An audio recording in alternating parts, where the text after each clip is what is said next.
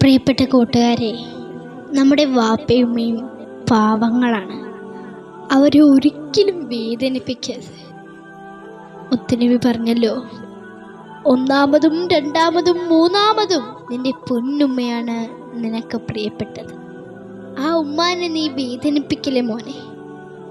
നമ്മുടെ മുത്തുകളാണ് വാപ്പയുമ്മയും, അല്ലേ? നമ്മുടെ മുത്തുകളാണ് വാപ്പയുമ്മയും. നമുക്ക് വേണ്ടി ഉമ്മ സഹിച്ച വേദന എത്രയാണ്, ത്യാഗം എത്രയാണ്.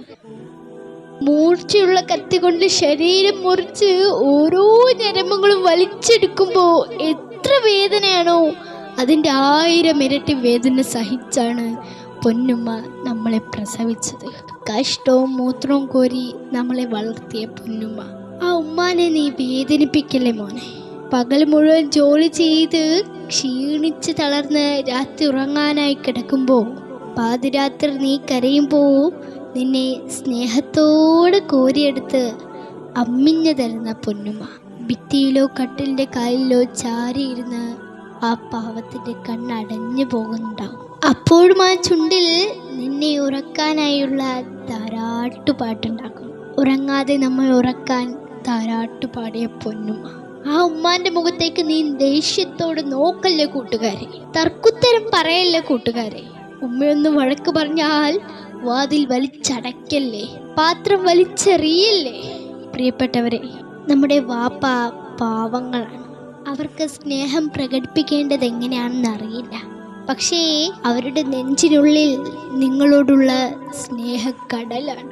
അവർ കരയില്ല. എല്ലാം ഉള്ളിലൊതുക്കി ജീവിക്കുന്ന മനുഷ്യൻ, അതാണ് നമ്മുടെ വാപ്പ. ആ വാപ്പ ഉരുകുന്നത് നിങ്ങൾ കാണുന്നുണ്ടോ? ഉപ്പ കൊണ്ട വെയിലിൻ്റെ തണലാണ് നമ്മുടെ ജീവിതം. നമ്മൾ കഴിക്കുന്ന ഭക്ഷണം, നമ്മൾ ധരിക്കുന്ന വസ്ത്രം ഉപ്പാന്റെ വിയർപ്പാണ്. ആരുടെങ്കിലും കീഴിൽ അടിമപ്പണി ചെയ്ത് പൊരിവെയിലിൽ ഉരുകി തീരുന്ന പൊന്നുപ്പ. നമ്മൾ പട്ടിണിയാകാതിരിക്കാൻ ഒരു കഷ്ണം റൊട്ടിയും വെള്ളവും കുടിച്ച് അറബി നാട്ടിൽ എരിഞ്ഞു തീരുന്ന പൊന്നുപ്പാന്റെ നെഞ്ചിൽ ചവിട്ടിയിട്ട് ഇന്നലെ കണ്ട ഒരാളുടെ കൂടെ ഇറങ്ങി പോകല്ലേ കൂട്ടുകാരി. നമുക്കൊരു ചെറിയ പനി വന്നാൽ, വീട്ടിലെത്താൻ ഒരല്പം വൈകിയാൽ അവരുടെ നെഞ്ചു കിടന്ന് പിടയ്ക്കുന്നത് നിങ്ങൾ കാണുന്നുണ്ടോ? അവർക്ക് എന്തൊരു ബേജാറാണ്. ജീവിച്ചിരിക്കുമ്പോഴാണ് അവർക്ക് സന്തോഷം നൽകേണ്ടത്. അവർ മരിച്ച് പള്ളിക്കാട്ടിൽ പോകും മുമ്പ് നമുക്ക് അവരുടെ പൊരുത്തം വേണം കൂട്ടുകാരെ.